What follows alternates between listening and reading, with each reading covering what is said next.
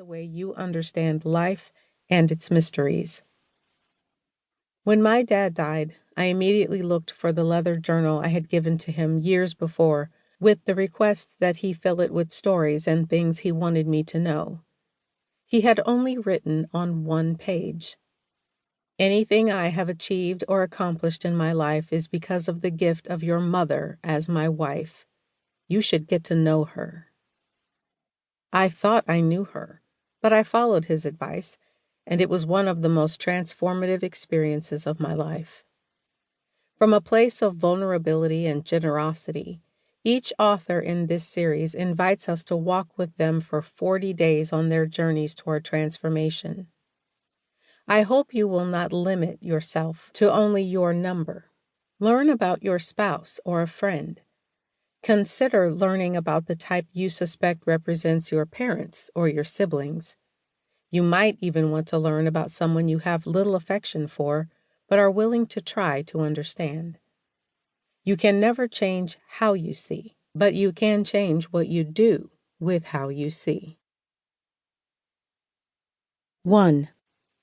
On being a 1. I am a number 1 on the Enneagram. If you are a 1, you know the weight of the world we carry. If you know a 1, this will give you enhanced insight into our world. Either way, bring your work boots. You will need them.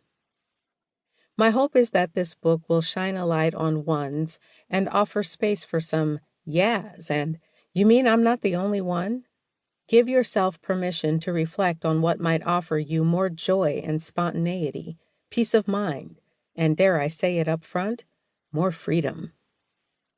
I started my Enneagram journey as part of a quest to know who I really was after experiencing a major depressive episode that shattered my sense of self.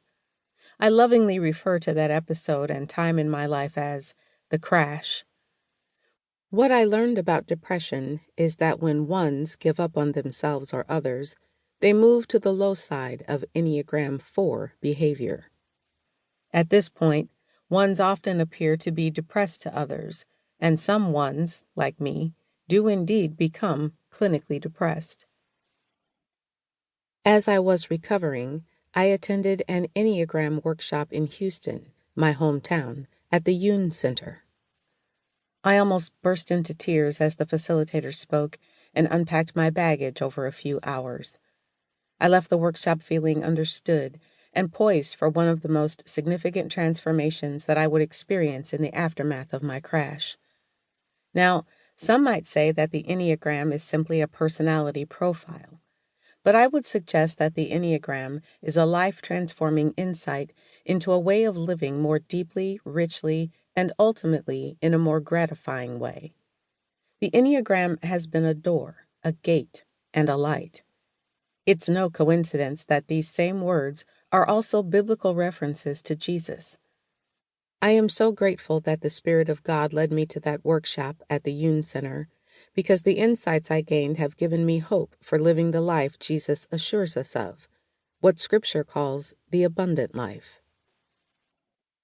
I wrote this in isolation without the counsel of other beautiful 1s to support or deny my claims, so I would love your take on the 1 you know or the 1 you are. Join me on social media, and let's get talking. Each day will conclude with a section that you can use however is the most helpful for you, whether making it a time of journaling, self-affirmation, or foregoing a new practice. Feel free to explore them and see where they take you. Do what nurtures your soul. Day 1. Notice what you are noticing. Not long ago, my husband, Rudy, and I agreed that it was time to make a shift from our busy lives, since our way of living wasn't working anymore. I had been living for 6 months in Indianapolis to support our daughter and son-in-law in caring for our newborn grandson. I had never imagined being a grandmother. I had never dreamed of moving to Indianapolis or living anywhere other than Houston. After 6 months of Rudy commuting back and forth from Houston, we had a moment of awareness. We noticed that we had too much house in Houston for the shift that had occurred in this new season of our lives.